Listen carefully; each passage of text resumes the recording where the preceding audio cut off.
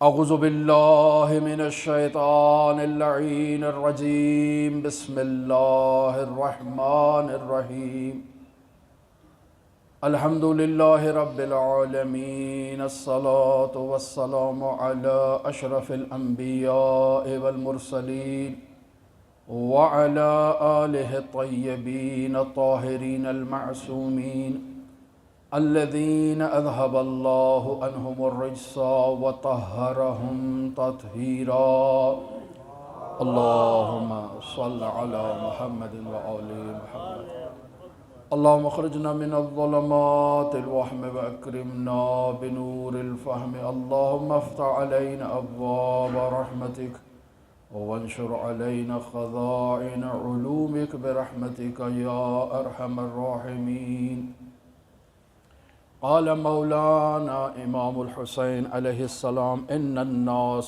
عبید الدنیا والدین لائق علی السنتهم درود پڑھے محمد وآل محمد کی اللہم صل علی محمد وآل محمد وعجل فرج ماہ محرم الحرام عشرۂ مجالس عزائے محرم الحرام کے اس فرش عزا پر ہم سب بیٹھے ہیں اور سید الشہداء کے اس فرش عزا پر کچھ سیکھنے کے لیے، کچھ حاصل کرنے کے لیے، توسل کے لیے اجتماع کرتے ہیں، اور کوشش یہ کی جاتی ہے کہ ان مجالس عزا سے درس کربلا لیا جائے، درس پیغام سید الشہداء لیا جائے۔ لہٰذا آغاز محرم الحرام سے کچھ سوالات کو لے کر آپ کی خدمت میں چل رہے ہیں، اور کل جو سوال بیان کیا گیا اسی کی تکمیل کی خاطر دوبارہ اس موضوع کو جو مطالب رہ گئے انہیں آپ کی خدمت میں بیان کرنے کی خاطر دوبارہ سوال دہراتے ہیں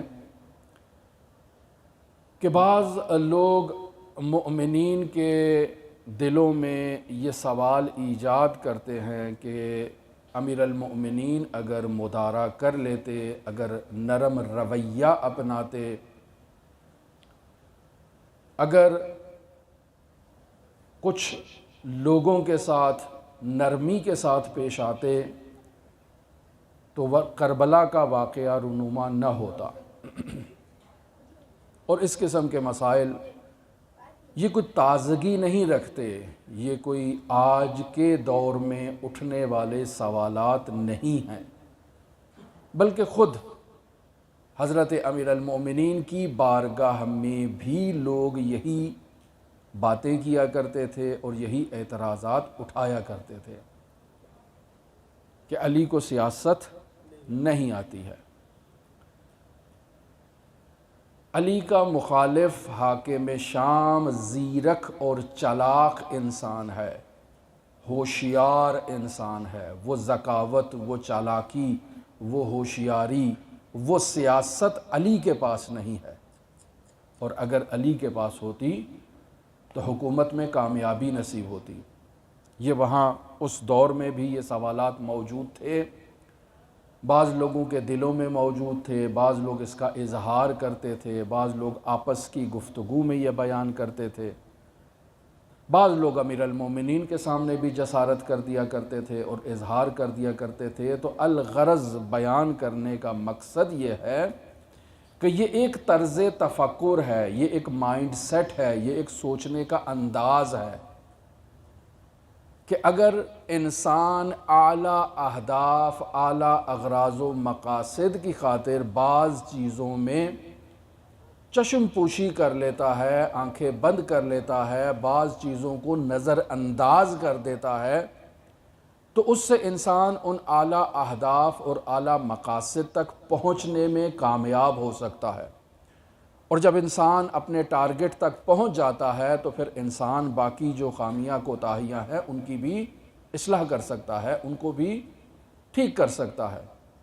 لہٰذا اگر آغاز خلافت سے امیر المؤمنین کچھ لوگوں کے ساتھ نرم رویہ اپناتے، کچھ لوگوں کے ساتھ مدارا کرتے تو کربلا کا واقعہ پیش نہ آتا۔ یہ بنیادی نظریہ اور بنیادی سوال، کہ جس سوال کے جواب میں کل تفصیل سے ہم نے اس موضوع پر گفتگو کی، ان تمام موضوعات کا تکرار نہیں کریں گے، نیا مطلب بیان کرنے کی کوشش کریں گے، لیکن خلاصہ مطلب کہ ہمارے پاس اس خلافت اسلامی کے جو انتخاب کا طریقہ کار ہے وہ کل تفصیل سے آپ کی خدمت میں بیان ہو گیا۔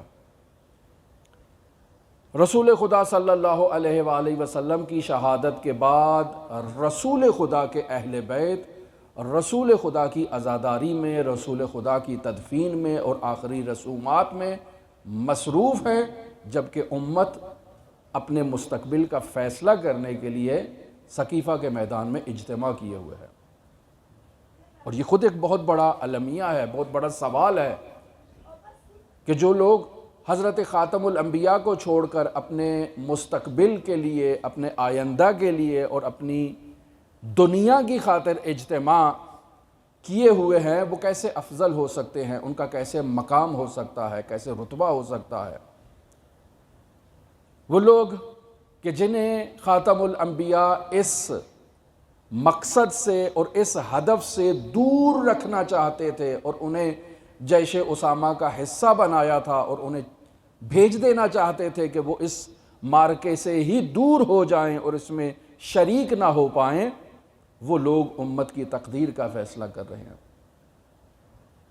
اور پہلے خلیفہ کے انتخاب میں امت جمع ہو گئی، مدینہ کے لوگ جمع ہو گئے، کچھ باہر کے لوگ بھی آ گئے اور انہوں نے امت کی تقدیر کا فیصلہ انجام دیا۔ یہ ایک طرز انتخاب ہمیں دکھائی دیتا ہے کہ لوگ جمع ہوئے ہیں اور خلیفہ کا انتخاب کر لیا۔ پھر جب پہلے اس دنیا سے جاتے ہیں 2 سال اور 3 مہینے کے بعد جب ان کی اس دنیا سے انتقال ہوتا ہے تو پھر وہ اپنے بعد اپنے جانشین کا انتخاب کر دیتے ہیں۔ یہ دوسرا انداز ہے خلافت اسلامی میں خلیفہ کے انتخاب کا۔ پس پہلے کے لیے کچھ لوگ جمع ہوئے جنہوں نے انہیں خلیفہ بنایا، اور دوسری کی خلافت میں پہلے نے خلیفہ بنا دیا۔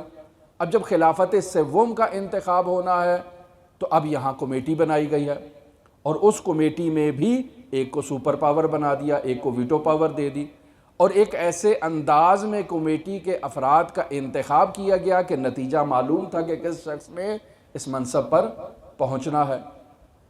اور پھر جب یہ چوتھی خلافت کا وقت آیا تو پھر اب ایک اس قدر مسلمان ایک ایسے مشکل برہے سے اور دور سے گزرے کہ وہ اب کسی نہ کسی طریقے سے اپنی گزشتہ کوتاہیوں کا جبران کرنا چاہتے ہیں، کہ جو ابھی تک ایک نظام چلتا آ رہا ہے، جو اس نظام کے ذریعے سے انحراف ایجاد ہوا ہے، اس کی اصلاح کی جائے۔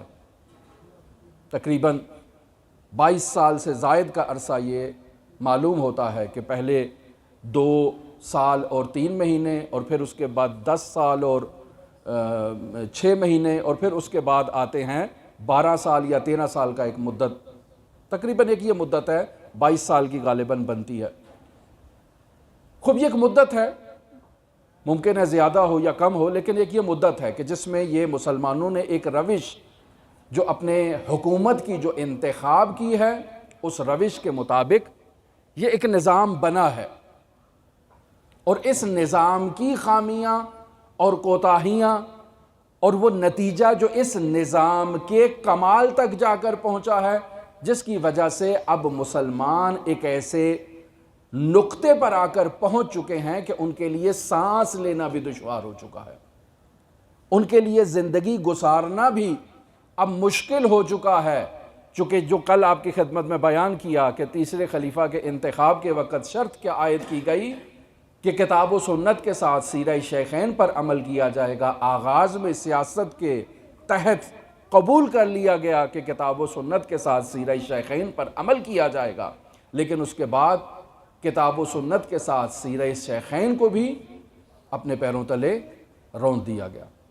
لہٰذا کل ذکر کیا کہ اپنے اقربا کی تقرریاں، علیکم السلام، عزیزوں کی تقرریاں، وہ لوگ جن کو رسول خدا صلی اللہ علیہ وآلہ وسلم پسند نہیں فرماتے تھے، ان لوگوں کو لایا گیا، بیٹیاں دی گئیں، نظام حکومت اسلامی میں انہیں حصہ دیا گیا، مقام دیا گیا، پوسٹیں دی گئیں، اور اہم صوبوں کے اور اہم علاقوں کے والی مقرر کر دیے گئے۔ کہ وہ واقعہ مشہور ہے آپ کی خدمت میں، ولید بن عقبہ جو کوفہ میں موجود تھا، کہ جو نماز کو شراب کی حالت میں فجر کی نماز کو 4 رکعت پڑھا دیتا ہے اور پھر سوال کرتا ہے اگر مزید چاہیے تو مزید بڑھا دیتا ہوں، آج ایک اچھے حال میں موجود ہوں۔ بیت المال میں اسراف کرنا، بیت المال کو اپنی مرضی سے خرچ کرنا، جہاں دل چاہے وہاں بیت المال کو استعمال کر دینا، لوگوں پر ظلم کرنا، ناانصافی سے پیش آنا لوگوں کے ساتھ، اسراف کرنا، یہ تمام جو اسلامی اسٹیٹ ہے، جو اسلامی ریاست ہے، ہر علاقے کی ایک ایسی مشابہ صورتحال تھی۔ ہر نمائندہ، ہر والی ایک ایسے ہی انتظام کے تحت اپنے زیر نظر علاقے کو مدیریت کر رہا تھا، مینجمنٹ کر رہا تھا اور اس کا نظم و نسق چلا رہا تھا۔ ہر علاقے کے لوگ بار بار پیغام بھیج رہے تھے خلیفہ کے پاس کہ اس نظام کو درست کیا جائے، ان افراد کو اس مسند سے ہٹا دیا جائے، یہ افراد اس کی لیاقت نہیں رکھتے ہیں، یہ جو قاضی معین کیا گیا ہے یہ منصب قضاوت پر بیٹھنے کی صلاحیت نہیں رکھتا ہے، اس کو معزول کیا جائے۔ لیکن وہ تمام خطوط، وہ تمام پیغامات ایک ایسے چینل کے ذریعے سے پہنچتے تھے کہ یا تو وہ خلیفہ تک پہنچتے نہیں تھے، اور جب خلیفہ تک نہیں پہنچتے تھے تو خلیفہ کی جانب سے کوئی اور شخص جواب لے کر آگے بھیج دیتا تھا اور اس پر مہر لگا دیتا تھا، کہ بعد میں معلوم ہوا کہ وہ خلیفہ کی مہریں بھی 2 تھی، اور جو اپنی مرضی کے پیغامات تھے وہ پہنچا دیے جاتے تھے، اور اگر خلافت تک وہ پیغام پہنچ بھی جاتا تب بھی کوئی ترتیب اثر نہیں دیا جاتا تھا، تب بھی اس کو نظر انداز کر دیا جاتا تھا۔ کیوں؟ چونکہ جن کے خلاف اعتراض ہے، جن کے خلاف سوال اٹھ رہا ہے، وہ قریبی عزیز ہیں، وہ سابقہ رکھتے ہیں، وہ مقام رکھتے ہیں۔ جیسے کل آپ کی خدمت میں بیان ہوا کہ اعتراض کیا گیا تیسرے خلیفہ کی بارگاہ میں کہ آپ شام کے حاکم کو معزول کریں، کہا کیسے کر سکتا ہوں، وہ شیخین نے معین کیا ہے۔ وہاں یزید بن ابو سفیان کو تعین کیا گیا، اور یزید بن ابو سفیان کے بعد معاویہ بن ابو سفیان کو تعین کیا گیا، تو وہ میں نے تو تعین نہیں کیا، پہلے سے ایک سلسلہ چلا آ رہا ہے، میں اس میں کیسے مداخلت کر سکتا ہوں، کیسے اس کو تبدیل کر سکتا ہوں، لہٰذا نظر انداز کر دیا۔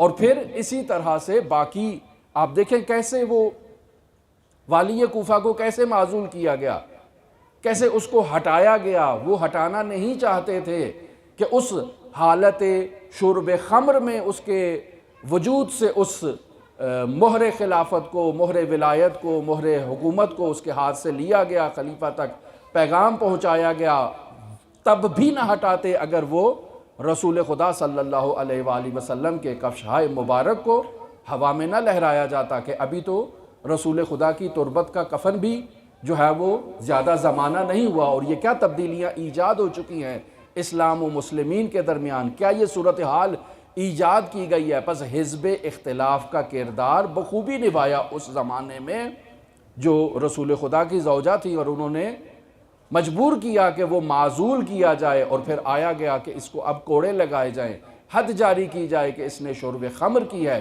اب حد کیسے جاری کی جائے؟ وہ جاری کرے جس نے خود یہ فعل انجام نہیں دیا، یا خود انجام نہیں دیا، یا وہ شخص آئے کہ جس کو قرابت نہیں ہے، جس کو خوف نہیں ہے، جس کو کوئی خطرہ نہیں ہے۔ جب دیکھا کوئی شخص حد الہی کو جاری کرنے کے لیے آگے نہیں بڑھ رہا تو امیر المؤمنین خود بے نفس نفیس آگے بڑھے اور انہوں نے اس حد الہی کو جاری کیا۔ یہ تمام وہ موضوعات ہیں کہ جو آپ کے سامنے موجود ہیں، جن کو آپ مطالعہ کرتے رہتے ہیں، پڑھتے رہتے ہیں۔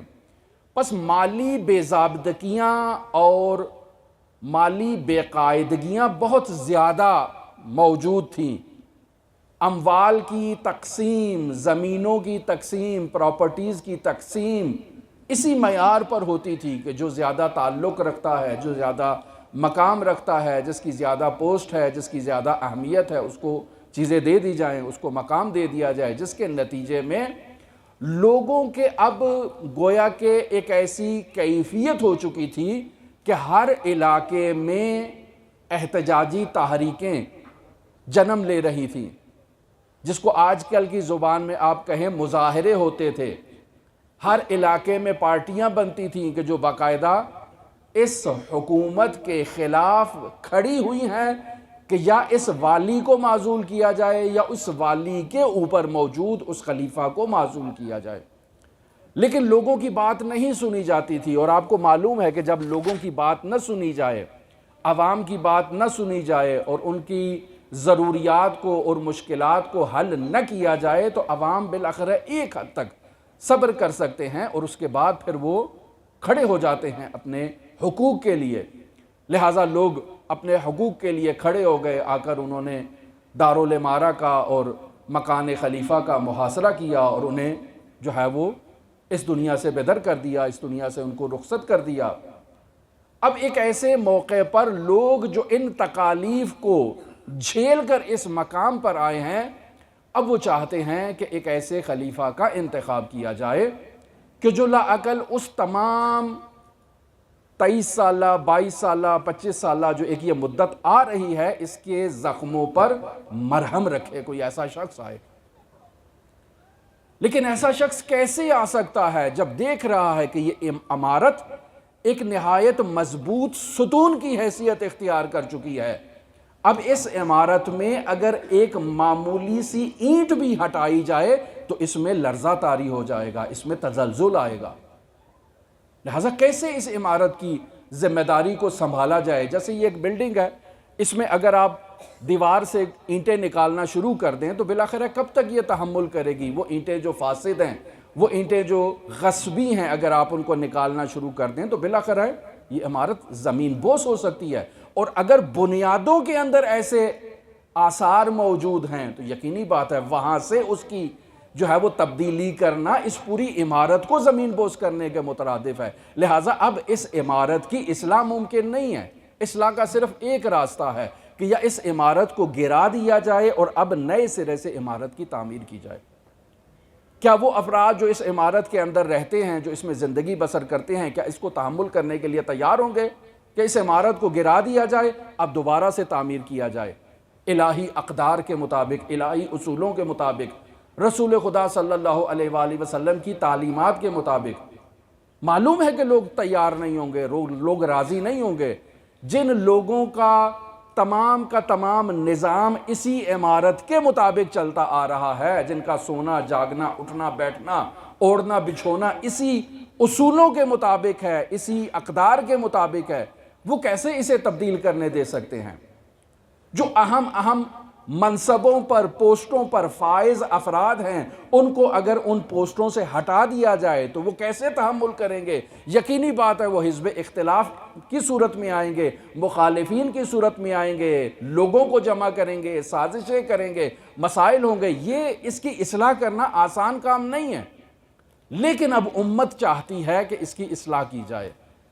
بعض لوگ بہت ہی خلوص نیت کے ساتھ، دل کے ساتھ چاہتے ہیں اس کی اصلاح ہو، بعض صرف ظاہری طور پر چاہتے ہیں کہ ان کے زخموں کا مدارا ہو، وہ بھی دل سے نہیں چاہتے کہ تمام عمارت کو ٹھیک کیا جائے۔ ہر آدمی کو اپنی پرواہ ہے، میری یہ مشکل ہے، اس مشکل کو حل کیا جائے، اسلام کا علی جانے اور اسلام جانے۔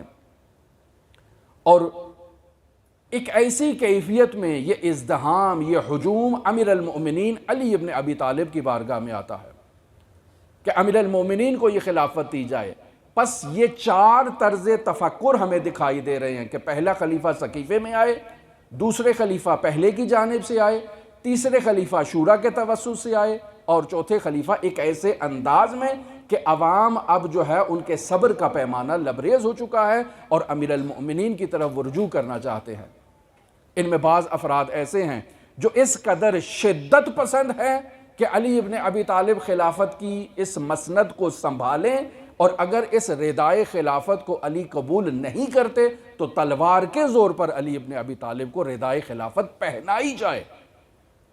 اب ایک ایسے برہے میں یہ اجتماع امیر المومنین کی طرف جب ہجوم کرتا ہے، اس قدر ہجوم امیر المومنین علی ابن ابی طالب پر ہوتا ہے کہ امیر المومنین کی آباد دونوں جانب سے، شانوں کی جانب سے پھٹ جاتی ہے۔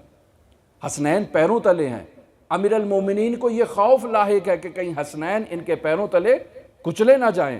ایک ایسا ازدحام امیر المومنین کے اوپر ہجوم کی صورت میں آیا ہے کہ علی اس خلافت کو قبول کریں، اور علی انکار کر رہے ہیں۔ کیوں انکار کر رہے ہیں؟ انکار کی وجہ آپ کو بتا دی کہ علی ابن ابی طالب ایک مشیر کے طور پر، ایک معاون کے طور پر، ایک مشورہ دینے والے کے طور پر، ایک امر بالمعروف اور نہی عن المنکر کرنے والے شخص کے عنوان سے وہ دور رہ کر اس نظام کی جو ہے وہ مدد تو کر سکتے ہیں، لیکن اب اس نظام کو تبدیل نہیں کیا جا سکتا۔ کیوں؟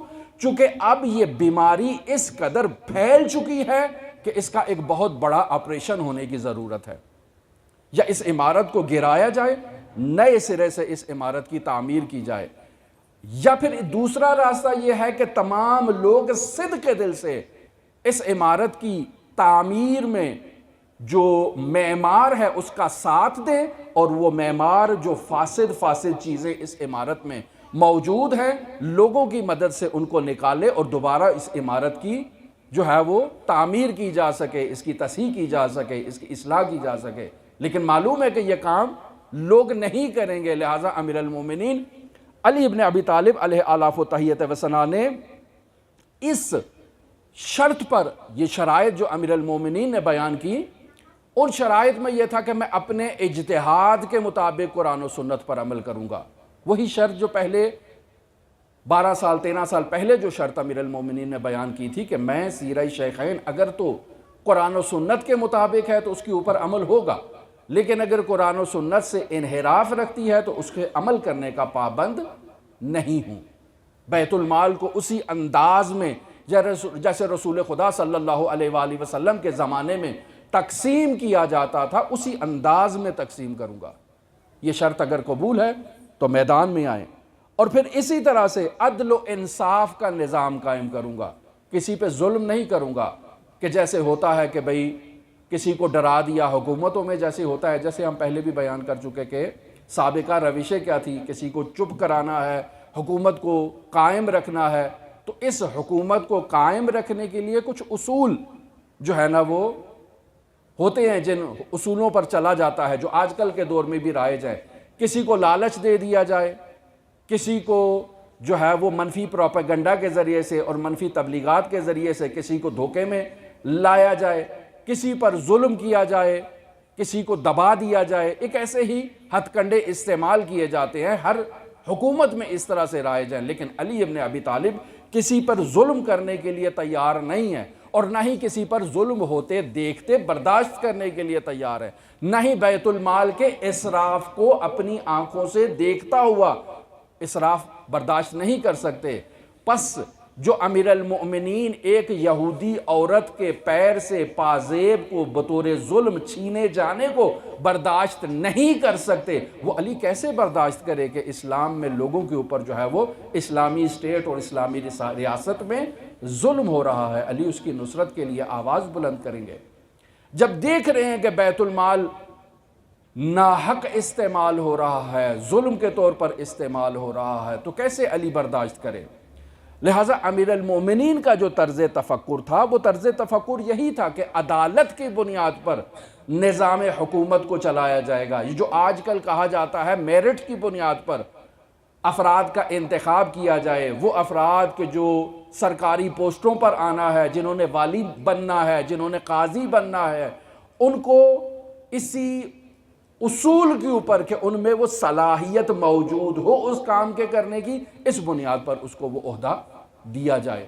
پس وہ تمام افراد جو پہلے سے ایسی منصب اور پوسٹوں پر فائز ہیں کہ جو اس کی اہلیت نہیں رکھتے ہیں، امیر المومنین ایک لمحہ کے لیے انہیں اس پوسٹ پر برقرار رکھنے کے لیے حاضر نہیں ہے۔ کیوں؟ تاکہ فرق لوگوں کو معلوم ہو۔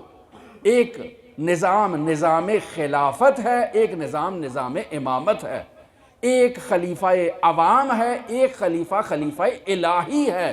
جو خلیفہ عوام کا منتخب کردہ ہے اس کے بنائے ہوئے نظام میں، اس کے چلائے ہوئے نظام میں نقص موجود ہو سکتا ہے، جو اللہ کا بنایا ہوا خلیفہ ہے، جو رسول خدا کا بنایا ہوا جانشین ہے، اس کے نظام میں، اس کے بنائے ہوئے قانون میں، اس کے جو طرز عمل ہے اس میں کسی قسم کا انحراف نہیں ہو سکتا ہے۔ اور امیر المومنین اسی طرز تفکر کو، اسی طرز تعلیم کو لوگوں تک منتقل کرنا چاہتے ہیں، لہٰذا امیر المومنین نے فرمایا کہ دیکھو، کسی کونے میں، کسی کھدرے میں جا کر، کسی تاریکی میں جا کر، کسی کمرے کے اندر بند بیٹھ کر میں بیعت نہیں لوں گا۔ اگر تم نے ان شرائط پر بیعت کرنا ہے تو آؤ مسجد میں اعلان کرو، مسجد میں بیٹھتے ہیں، تمام لوگ آئیں جو مدعی ہیں کہ علی مسند خلافت پر بیٹھے، تمام آئیں اور آ کر بیعت کریں۔ اب جب امیر المومنین کی بیعت ہو گئی اور لوگ جو اسی طرز تفکر میں مبتلا تھے، جو خود مدعی خلافت تھے، جو سہولیات پہلے لے رہے تھے، وہ اسی نظریے پر کاربند تھے، انہیں وہی سہولیات چاہیے تھی، انہیں وہی مراعات چاہیے تھی، انہیں وہی پروٹوکول چاہیے تھا جو امیر المومنین کی بارگاہ سے، امیر المومنین کی خلافت سے انہیں نصیب نہیں ہو رہا تھا۔ لہٰذا کل آپ کی خدمت میں بیان کیا کہ وہ آئے جو مدعی خلافت تھے، مدعیان خلافت کے آتے ہی امیر المومنین نے چراغ بجھا دیا، اپنا پرائیویٹ ذاتی چراغ جلایا۔ کیوں؟ چونکہ معلوم ہے کہ یہ جو گفتگو کرنے آئے ہیں یہ نفسانی خواہشات کے مطابق ہے، اس کا اسلام و مسلمین سے کوئی تعلق نہیں ہے، لہٰذا بیت المال کا چراغ اس گفتگو پر صرف نہیں ہو سکتا، یہاں علی کا چراغ استعمال ہو۔ جب انہوں نے مشاہدہ کیا کہ یہ بیت المال کے ایک چراغ کو ایک لمحے کے لیے استعمال کرنے کی اجازت نہیں دے رہے، تو یہ کیسے ہمیں کوفہ اور بصرہ کی عمارت دے سکتے ہیں؟ اور نہ صرف یہ کہ عمارت، بلکہ وہاں اپنی مرضی کے مطابق بیت المال کے استعمال، پروٹوکول اور بہت سی جو حکومتی امور ہوتے ہیں جو ایک ناعادلانہ حکومت میں جو رائج ہوتے ہیں، یہ کیسے اس پر ہمیں چلنے دیں گے؟ لہٰذا جن لوگوں نے اپنے گھروں میں بیت المال کو جمع کر رکھا تھا، جنہوں نے ان سونے کے اور چاندی کے سکوں کو پگھلا کر باقاعدہ ان کے ذریعے سے انہوں نے باقاعدہ پلیٹیں بنا رکھی تھیں، باقاعدہ انہوں نے جو ہے وہ اپنی ایسی جائیدادیں بنا رکھی تھی کہ تاریخ بیان کرتی ہے کہ ان کے انتقال کے بعد جب وہ میراث میں اولاد تک منتقل ہوئی تو کلہاڑی کے ذریعے سے اس کو توڑا گیا۔ ایسا ایسا پیسہ، ایسی ایسی اموال، ایسی ایسی پراپرٹیز انہوں نے جمع کر رکھی تھی۔ وہ کیسے برداشت کر سکتے تھے کہ ایک ایسا شخص مسند پر بیٹھا ہو جو یہ دعویٰ کر رہا ہے، جو یہ نظریہ لے کر مسند حکومت پر آیا ہے کہ بیت المال سے جو کچھ چھین چکے ہو وہ واپس کیا جائے گا اور واپس لیا جائے گا۔ اگر عورتوں کا حق مہر قرار دے دیا ہے تو وہ بھی لیا جائے گا، اگر کنیزیں اور غلام خریدے جا چکے ہیں تو وہ بھی واپس ہوں گے۔ کوئی مال جو مال مسلمین ہے کسی کے گھر میں نہیں رہنے دیا جائے گا۔ تو اب ایسی صورت میں وہ افراد جو پہلے ان پوسٹوں پر موجود تھے ان کے لیے تحمل کرنا بہت دشوار تھا۔ خوب اب ایک ایسے غدہ سرطانی میں یہ معاشرہ تبدیل ہو چکا ہے کہ اسے ایک آپریشن کی ضرورت ہے، اور ایسے خطرناک آپریشن کی ضرورت ہے کہ جس میں مریض کی جان بھی جانے کا اندیشہ ہے۔ پس اگر اسلامی اسٹیٹ اور اسلامی ریاست کا یہ بوسیدہ ڈھانچہ گر جاتا ہے تو اب خلیفہ اسے اول سے تعمیر کرنے کے لیے تیار ہے، اسلامی اقدار، الہی اقدار اور الہی اصولوں کے مطابق۔ کیا یہ معاشرہ تحمل کرنے کے لیے تیار ہے؟ تو وہ لوگ جنہوں نے بیعت کی تھی اب انہوں نے بیعت توڑنا شروع کر دی، انہوں نے ہیلے بہانے تلاش کرنا شروع کر دیے۔ لہٰذا مکہ میں ام المومنین موجود ہیں، ان کا سہارا لیا گیا، ان کے پاس گئے، ان کے ساتھ مل گئے۔ وہ بھی اندر سے اس نظام کے حق میں نہیں تھی کہ امیر المومنین اس مسند خلافت پر بیٹھیں، لہٰذا آغاز میں جو نظریہ پیش کیا گیا وہ تیسرے خلیفہ کے جو قاتل ہیں ان سے انتقام لینا تھا، لیکن اس انتقام کی آڑ میں امیر المومنین کے جو بیعت کنندگان تھے انہوں نے بیعت کو توڑ دیا۔ ناقصین گروہ ایجاد ہوا جنہوں نے بیعت امیر المومنین کو توڑا اور ام المؤمنین کے اس اونٹ کی مہار کو تھام کر یہ بصرہ کے گرد جمع ہونا شروع ہو گئے، لشکر تشکیل دیا گیا کہ ہم نے انتقام لینا ہے۔ کس سے؟ علی سے انتقام لینا ہے۔ کیوں؟ علی قاتل عثمان تھے؟ نہیں، علی قاتل عثمان نہیں تھے، لیکن اصل مقصد یہ تھا کہ اس نظام حکومت کو، اس کی بنیادوں کو مضبوط نہ ہونے دیا جائے۔ اور پھر وہ جنگ ہوئی ناقصین کے ساتھ، پھر قاسطین آ گئے اسی دعوے کو آگے لے کر کے ہم انتقام لینا چاہتے ہیں۔ کیوں؟ چونکہ علی کسی کو اس منصب اور پوسٹ پر ایک لمحے کے لیے باقی رکھنے کے لیے تیار نہیں تھے، لہٰذا یہ گروہ آیا کہ جو ظالم تھے، جو دشمنی کرنے والے تھے، قتل عام کرنے والے تھے، اقدار کو پامال کرنے والے تھے، اور پھر اس کے بعد تیسرے گروہ نے جنم لیا جو مارقین تھے، جو دین سے خارج ہو گئے۔ لہٰذا امیر المومنین ان تین گروہوں کے ساتھ برسر پیکار رہے۔ اس مدت میں جو 4 سالہ اور 4 سے کچھ زائد سالہ جو مدت ہے، اس میں امیر المومنین اسی تین گروہوں کے ساتھ برسر پیکار رہے۔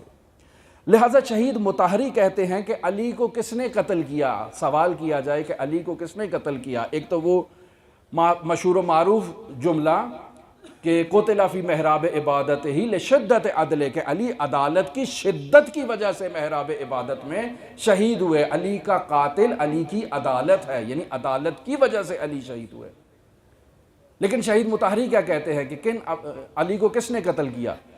فرماتے ہیں جمود فکری، یہ جو انسان کی فکر جو ہے وہ جامد ہو جاتی ہے، جس میں بالندگی موجود نہیں ہوتی ہے، جس میں سوچنے سمجھنے کی صلاحیت نہیں ہوتی ہے، ایسے جمود فکری کا شکار افراد نے علی کو قتل کیا۔ دوسرا گروہ کون سا ہے؟ خشک مغزی، جن کا دماغ خشک ہو چکا ہے۔ اور تیسرا گروہ خشک مقدسی، جو بڑے مقدس مآب ہیں، تہجد پڑھنے والے ہیں، قاریان قرآن ہیں، تلاوت کرنے والے ہیں، عبادت کرنے والے ہیں، ہر وقت ذکر کرنے والے ہیں۔ یاد ہے نا آپ کی خدمت میں وہ جنگ صفین کے بعد جو ابو موسیٰ اشعری کی حکمیت کا جو مسئلہ آیا، امیر المومنین کہہ رہے ہیں کہ یہ شخص اس کی قابلیت نہیں رکھتا ہے، یہ شخص صلاحیت نہیں رکھتا ہے، خوش مقدس انسان ہے۔ کہا نہیں، یہی بے طرف انسان تھا، یہی ہمارے درمیان حکم مقرر کیا جائے گا۔ اور اس نے جو حکمیت کی کہ امیر المومنین کو خلافت سے معزول کر دیا، اور پھر نتیجے میں شام کی حکومت مزید مضبوط سے مضبوط تر ہو گئی۔ لہٰذا اس انداز میں اگر دیکھا جائے تو مؤمنین کی جانب سے بھی وہ افراد کے جو مسلمان ہیں، جنہوں نے حاکم شام کا ساتھ دیا، یہ جو آج کل بھی ہم کہتے ہیں خال المؤمنین کہتے ہیں، یا آج کل بھی جو ہے وہ ایسے القاب دیے جاتے ہیں، کاتب وحی کہا جاتا ہے، تو دیکھیں تو ان کی ہمشیرہ ام حبیبہ حبشہ میں ہجرت کے اندر موجود ہیں اپنے شوہر کے ساتھ،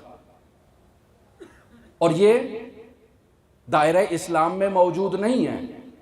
ان کے شوہر انتقال کرتے ہیں تو وہ رسول خدا کے عقد میں آتی ہیں، یہ مسلمان نہیں ہیں، یہ اسلام لائے ہیں جب رسول خدا صلی اللہ علیہ وآلہ وسلم کے زندگی کے آخری ایام ہیں، اور ان آخری ایام میں جب فتح مکہ ہوتی ہے تو اس وقت بھی یہ طلقاء کے عنوان سے، آزاد شدگان کے عنوان سے، مؤلفۃ القلوب کے عنوان سے اسلام کے دائرے میں آتے ہیں، اور پھر آنے کے بعد ہی خال المؤمنین بن جاتے ہیں، آنے کے بعد ہی کاتب وحی بن جاتے ہیں، کہ جنہوں نے رسول خدا کو 3 سال یا 2 سال درک کیا ہو وہ کاتب وحی ہیں، انہوں نے وحی کی کتابت کی ہے، اور ایک بہت بڑا مقام ان تک پہنچ گیا ہے۔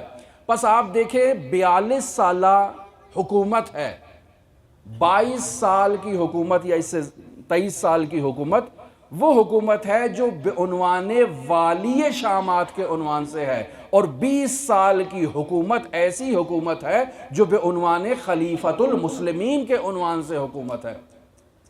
کیسے اس حکومت کی جڑوں کو جو ہے وہ اکھاڑا جا سکتا ہے، کیسے اس شخص والی کو اس مسند سے ہٹایا جا سکتا ہے، یہ ممکن ہی نہیں ہے۔ وہ شخص جو آغاز سے باقاعدہ اسلام کی خلافت کا داعی ہے اور اسلام کا اور مسلمانوں کا خلیفہ بننا چاہتا ہے، وہ کیسے اپنی پوسٹ کو اور اپنی مسند کو چھوڑ سکتا ہے؟ لہٰذا کل آپ کی خدمت میں بیان ہوا کہ جب پہلے خلیفہ کا انتخاب ہوا تو ابو سفیان اور ان کے بیٹوں نے مخالفت کی کہ ہم اس خلافت کو نہیں مانتے، یہ ہم میں سے نہیں ہے، خلافت ہونی چاہیے تو قریش میں سے ہونی چاہیے، بنی امیہ میں سے ہونی چاہیے۔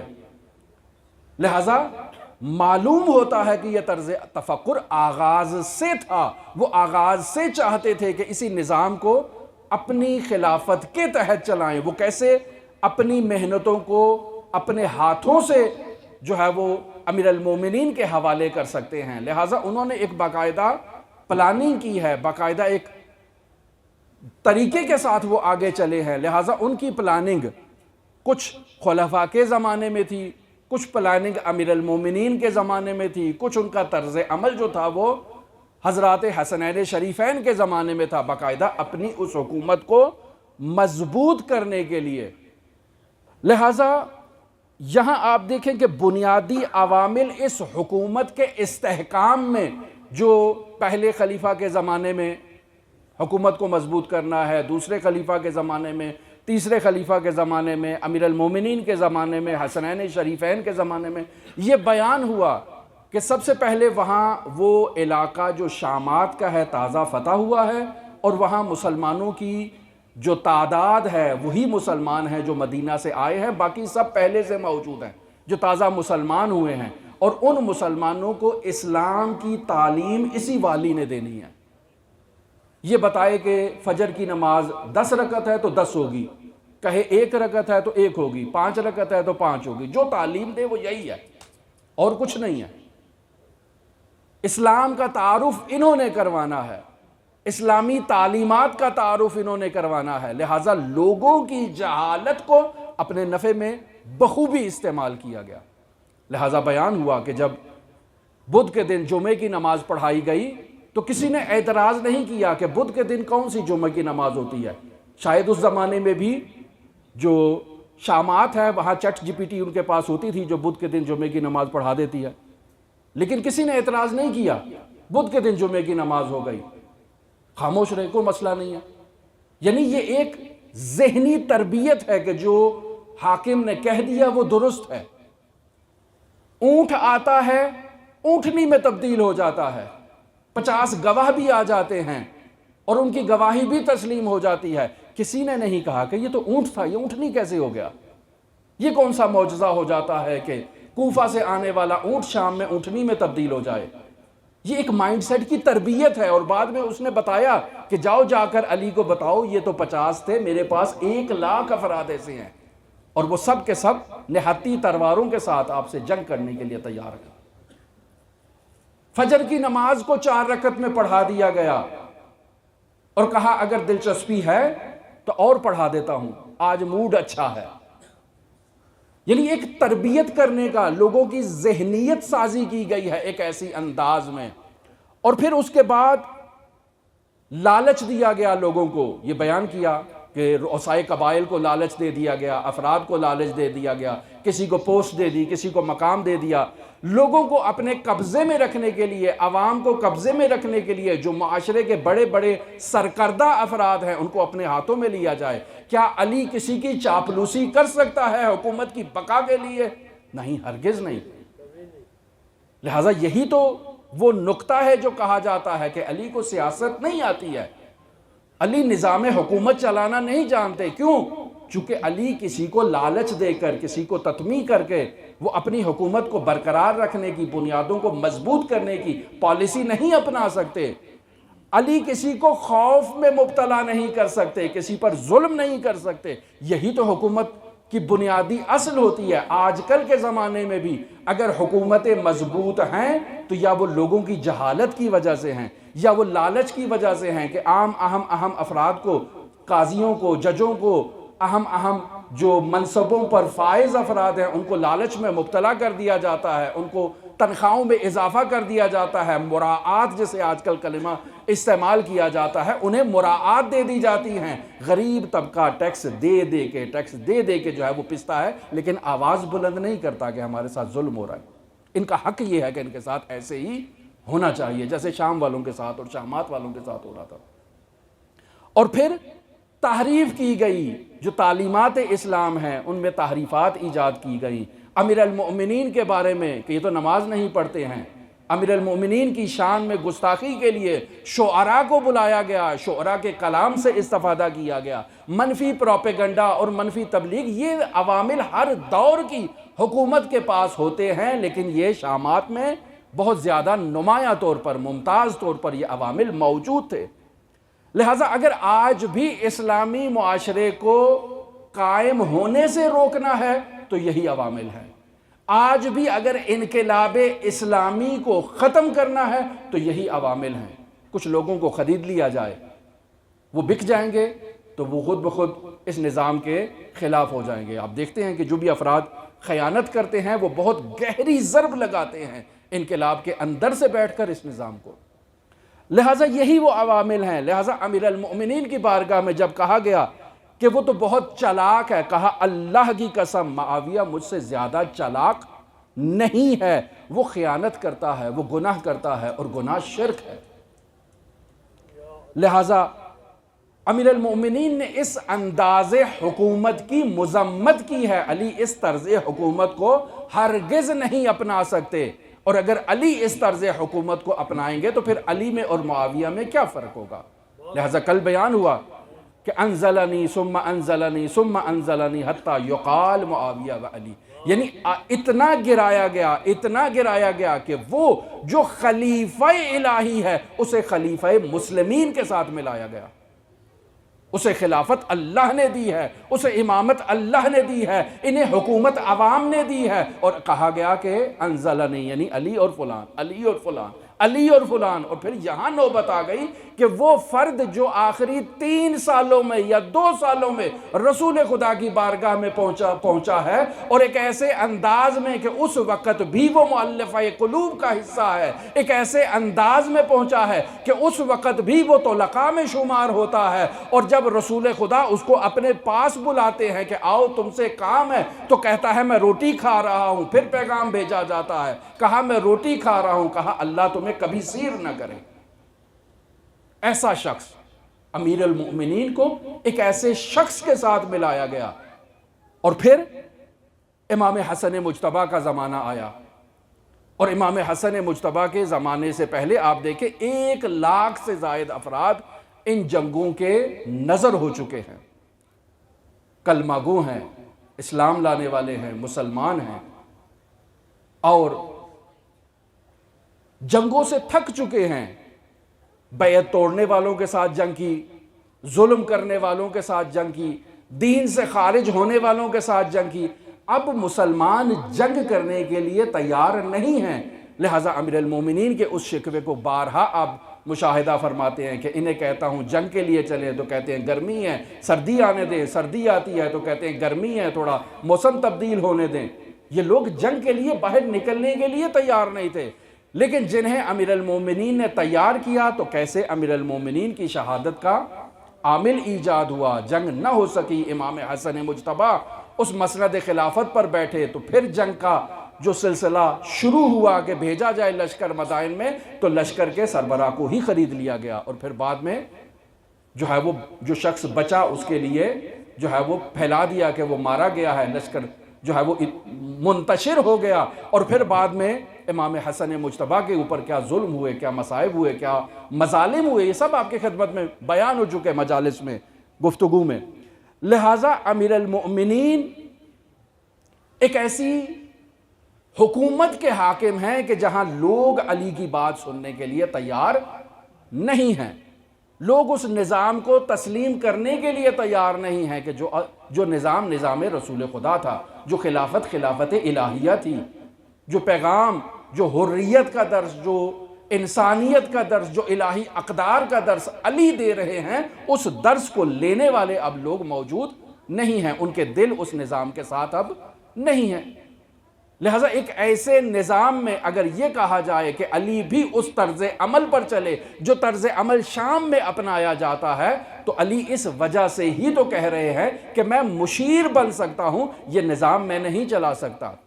جہاں کوئی کہے کہ بھئی خلافت الہیہ ہے، علی تسلیم کر لیتے، کیوں انکار کر رہے ہیں؟ بھئی اس وجہ سے انکار کر رہے ہیں کہ یہ لوگ آمادگی نہیں رکھتے کہ علی جیسے امام کی عدالت کو برداشت کر سکیں، حسن جیسے امام کو برداشت کر سکیں، حسین جیسے امام کو برداشت کر سکیں۔ لہٰذا جس انداز میں امام حسن مجتبیٰ کے خلاف پروپیگنڈا ہوا، اگر قیام کرتے اور جنگ کی حالت میں باقی رہتے تو ایک باغی اٹھ کر امام حسن مجتبیٰ کو شہید کر دیتا تو کہا جاتا کہ یہ ان کی آپسی کوئی جھگڑا تھا، آپسی کوئی لڑائی تھی، اور امام اس عظیم مقصد الہی کو جو ان کا وظیفہ ہے اس سے محروم ہو جاتے، اس کو انجام نہ دے پاتے۔ یہی امام حسین عالی مقام کا تھا۔ لہٰذا آپ دیکھیں کہ امام حسن مجتبیٰ نے بھی اس صلح نامے پر جو ہے وہ اپنی زندگی میں عمل کیا، امام حسین شہید کربلا نے بھی اسی صلح نامے پر عمل کیا۔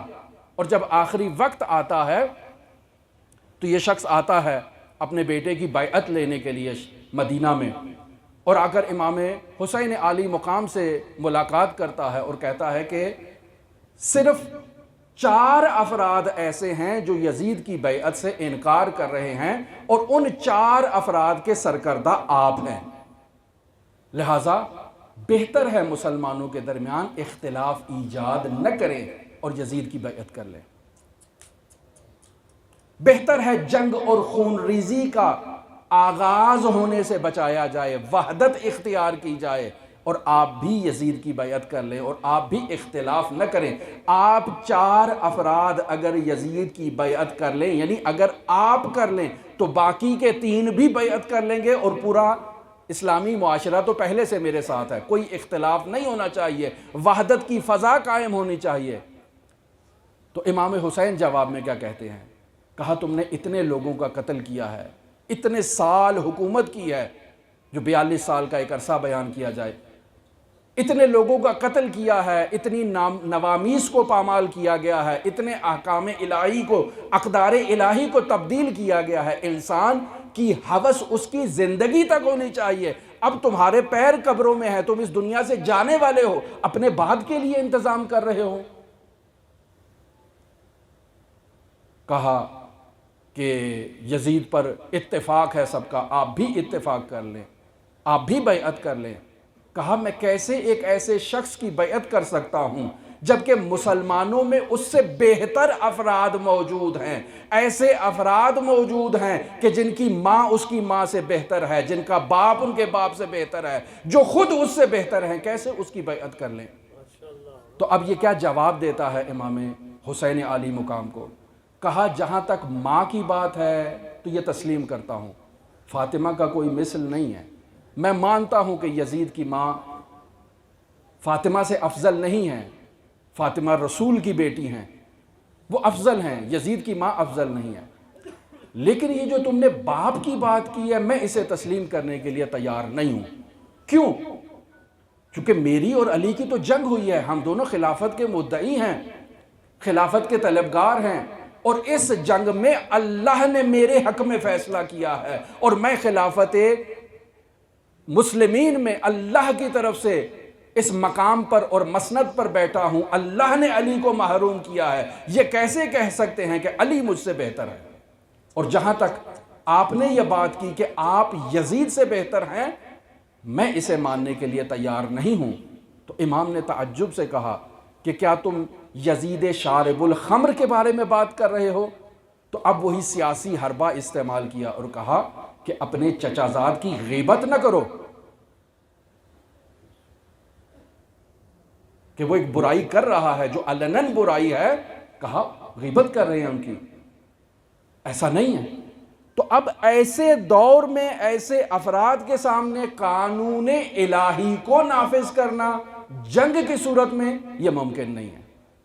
لہٰذا جب تک یہ شخص زندہ تھا، امام حسین علیہ السلام اپنی حکمت عملی کے تحت، کہ جو ایک نیا باب ہے جسے یہاں آج بیان نہیں کیا جا سکتا، کیسے امام حسن مجتبیٰ نے اس اپنے وظائف امامت کو ادا کیا، اور پھر کیسے امام حسین عالی مقام نے وظائف امامت کو ادا کیا۔ اور پھر یہ شخص جب اس دنیا سے رخصت ہوتا ہے اور وہ شخص آتا ہے جو کہتا ہے کہ نہ کوئی وحی آئی نہ ہی کوئی پیغام آیا، یہ بنو ہاشم کا ڈھونگ تھا، حکومت کی خاطر اب جب ایسا شخص مسند اقتدار پر بیٹھا ہے تو اب حسین ابن علی کے پاس قیام کے سوا اور کوئی راستہ نہیں ہے۔ لہٰذا اب ایسے دور میں، ایسے برہے میں آپ دیکھیں کہ اس قدر ایک تبلیغات کا، ذہن سازی کا ایک ایسا جال بچھایا گیا کہ خود امام عالی مقام کو بہت سی ایسی نامور شخصیات نے آ کر کہا کہ اے حسین، کربلا نہیں جائیں، مارے جائیں گے۔ متعدد افراد، محمد ابن حنفیہ آئے، یہی بات دہرائی گئی، عبداللہ آئے، یہی بات دہرائی گئی، اور بہت سے افراد آئے۔ کیا جواب دیا؟ ان اللہ شاء ان یراک قتیلا، نانا نے کہا ہے کہ اے حسین، اللہ یہ چاہتا ہے کہ تو اللہ کی راہ میں مارا جائے۔ تو پھر ان مخدرات عصمت و طہارت کو ساتھ نہ لے کر جائیں، کہا ان اللہ یرا ان یراہن سبایا، کہ اللہ انہیں اسیر دیکھنا چاہتا ہے۔ لہذا قیام کربلا ان دو ستونوں کے بغیر ناقص ہے، حسین ابن علی اور زینب۔ قیام کربلا زینب کے بغیر مکمل نہیں ہو سکتا، چونکہ اگر زینب عالیہ کربلا میں نہ جاتی، مخدرات عصمت و طہارت کربلا میں نہ جاتی، اہل بیت کربلا میں نہ جاتے، تو حسین کو ایک باغی بنا کر انہوں نے شہید کر دیا تھا۔ اور آج جو ہم یا حسین کہتے ہیں، جو عزاداری کرتے ہیں، جو کربلا مناتے ہیں، یہ سب زینب عالیہ کا کردار ہے۔ لہذا کربلا میں دو جہاد دکھائی دیتے ہیں، ایک جہاد جہاد حسینی ہے، ایک جہاد جہاد زینبی ہے۔ اور کربلا کے ان مظلوموں کا اگر تذکرہ کیا جائے کہ انہوں نے کیسے اسلام کو آبیاری دی ہے اپنے خون کے ساتھ، تو شب عاشور جب امام حسین نے اپنے اصحاب کو جمع کیا اپنے گرد، تو ان اصحاب کو امام اپنی بیعت ان سے اٹھا رہے ہیں کہ جو جانا چاہتا ہے چلا جائے، میری طرف سے اجازت ہے، آزاد ہے، کل جو بھی رہے گا وہ مارا جائے گا، وہ شہید ہوگا، اور اس کو جنت میں یہ مقام نصیب ہوگا، رسول خدا صلی اللہ علیہ وآلہ وسلم کے ہاتھوں سیراب ہوگا۔ اب جب یہ ساری گفتگو ہو رہی تھی تو وہاں کونے میں ایک 13 سالہ شہزادہ موجود ہے جو اس گفتگو کو سن رہا ہے۔ جب گفتگو مکمل ہوتی ہے تو چچا کے پاس آتا ہے، چونکہ کسی کو یقین نہیں ہے کہ 13 سالہ بھی مجاہد ہوگا میدان کربلا کا۔ آتا ہے، چچا جان کیا کل میں بھی شہید ہو جاؤں گا؟ کیوں؟ چونکہ معلوم ہے کہ یہ گفتگو کا محور اور مرکز جوان ہیں، بڑے ہیں، بزرگ ہیں، جو مجاہد ہیں، جنہوں نے اپنی زندگی جہاد میں گزاری ہے، جنہوں نے جنگیں لڑی ہیں، جن کو جنگوں کا تجربہ ہے۔ مجھے جنگ کا کوئی تجربہ نہیں ہے، لہذا سوال کیا، چچا جان کیا کل میں بھی شہید ہو جاؤں گا؟ کہا بیٹا بتاؤ آپ کے نزدیک موت کا کیا مقام ہے؟ کہا احلا من الاسل، میرے نزدیک موت شہد سے بھی زیادہ شیریں ہے۔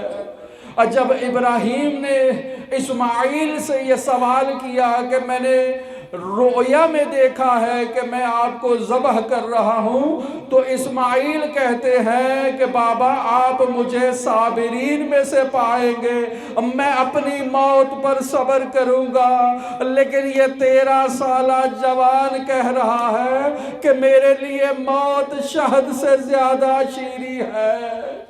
اب جواب دیا کہ بیٹا کل تو اصغر بھی شہید ہو جائیں گے۔ اب غیرت ہاشمی یہ خون کھولا، پوچھا چچا جان کیا وہ خیموں میں آ جائیں گے؟ کہا نہیں، میں خود اصغر کو سیراب کرنے کے لیے لے جاؤں گا۔ اجرکم اللہ، اجرکم اللہ۔ اب یہاں دو مائیں ایسی تذکرہ کی جاتی ہیں کربلا کے میدان میں جو اپنے بچوں کی تیاری کے ساتھ کربلا میں نہیں آئی۔ ایک قاسم کی ماں ہے، ایک اصغر کی ماں ہے، اور جنہوں نے اپنے بچوں کے لیے زرہ نہیں بنائی، جنہوں نے اپنے بچوں کو تیار نہیں کیا۔ اب کربلا کا میدان ہے، قاسم کے لیے زرہ موجود نہیں، قاسم کے لیے تلوار موجود نہیں، لیکن قاسم میدان میں جانا چاہتے ہیں۔ اور صبح آتے ہیں چچا کے پاس کہ چچا مجھے بھی اجازت دی جائے۔ کہا میرے حسن کی نشانی ہو، کیسے اجازت دوں؟ اپنے خیمے میں آتے ہیں، آ کر زارو قطار گریا کرتے ہیں کہ چچا اجازت نہیں دے رہے۔ ام فروہ آتی ہیں، آ کر پوچھتی ہیں کیا مسئلہ ہے؟ کہا چچا اجازت نہیں دے رہے۔ کہا اسی وقت کے لیے تو بابا نے کچھ لکھ کر تحریر دی تھی کہ جب مشکل وقت آئے تو تحریر کھول لینا۔ آج اس تحریر کو کھولنے کا وقت آ گیا۔ حسن مجتبیٰ کی تحریر کھولی گئی۔ قاسم جب کربلا کے میدان میں حسین اکیلا ہو تو میری طرف سے چچا کی نصرت کرنا۔ خوشحال ہوئے اور چچا کے پاس آئے، بھائی کی تحریر دکھائی۔ امام حسین بھیا کی تحریر کو عالم غربت میں دیکھ کر اپنی جگہ سے کھڑے ہوئے، بھائی کی تحریر کا استقبال کیا۔ قاسم کو اجازت ملی۔ اب عباس، اب یہ حسین ابن علی جو اپنے قاسم کو تیار کرنا چاہتے ہیں لیکن سب شہید ہو چکے ہیں، اب صرف قاسم موجود ہے یا علی اصغر موجود ہے۔ حسین نے قاسم کو تیار کرنا شروع کیا، امامہ پہنایا گیا ایک ایسے انداز میں کہ اس نوجوان کو گویا کفن پہنایا جاتا ہے۔ حمید کہتا ہے میں نے دیکھا کہ خیام کا پردہ اٹھا، ایک نوجوان برآمد ہوا اور جیسے چاند کو ٹکڑے کر دیا جائے، اور ایک ایسا خوبصورت جوان نکلا خیام سے اور کہ جس کا قد چھوٹا ہے اور جس کی تلوار زمین سے لگ رہی ہے اور جس کے پائیں جوتے کا تسمہ ابھی کھلا ہے، اور جسے سوار کیا گیا تو پیر رکابوں تک نہیں پہنچ رہے، اور یہ جوان میدان میں آتا ہے۔ ہر کوئی اس کی خوبصورت محاسن کو، چہرے کو دیکھ کر غیبتے میں مبتلا ہو جاتا ہے۔ حل میں مبارز کوئی ہے جو مجھ سے جنگ لڑے، اور میں حسن کی نشانی ہوں، اور میں علی کا پوتا ہوں، اور کوئی آگے نہیں آ رہا۔ ایسے میں ایک لعین آگے بڑھتا ہے کہ جو 1000 جنگجوؤں کا تنہا مقابلہ کرنے کی صلاحیت رکھتا ہے، اور قاسم کے سامنے آیا، فنار کیا، اس کی اولاد کو بھی فنار کیا۔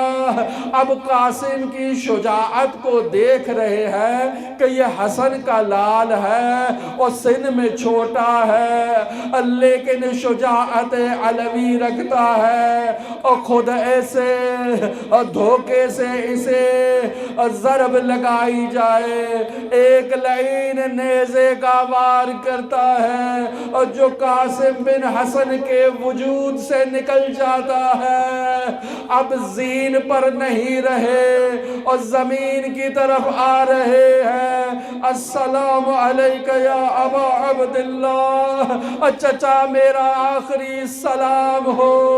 اس قدر ہجوم ہوا، گرد و غبار اٹھی کہ قاسم ان گھوڑوں کے سمو تلے پامال ہو گئے۔ یہاں لکھا جاتا ہے اور 2 کربلا کے شہداء ایسے ہیں اور جن کے جسم میں حیات تھی لیکن وہ گھوڑوں کے سمو تلے پامال ہوئے۔ ایک قاسم بن حسن ہے، ایک حسین بن علی ہے کہ یہ دونوں کے وجود پر 2 مرتبہ گھوڑے دوڑے، لیکن حسین کو یہ اعزاز ہے کہ حسین کی زندگی میں بھی گھوڑے دوڑے اور ان کی شہادت کے بعد بھی جسد اطہر کو پامال کیا گیا۔ حسین ایک عقاب کی طرح قاسم پر پہنچے۔ حمید لکھتا ہے جب یہ جوان آیا تو اس کے پیر زمین پر نہیں لگ رہے تھے، اس رکاب تک نہیں پہنچ رہے تھے، لیکن جب اب قاسم کو حسین نے اٹھایا، اپنے سینے سے لگایا اور خیام کی طرف لے جا رہے ہیں تو قاسم کے وجود سے قدموں سے زمین پر خط کھینچا جا رہا ہے اور قاسم شہید ہو گئے، حسین تنہا رہ گئے اور بھائی کی نشانی چلی گئی، اور جسے دیکھ کر حسین کو تسکین ہوتی تھی اور بھائی کے وجود سے ڈھارس ملتی تھی، آج وہ قاسم بھی نہ رہا۔ الا لعنت اللہ علی قوم الظالمین۔ ماتم حسین۔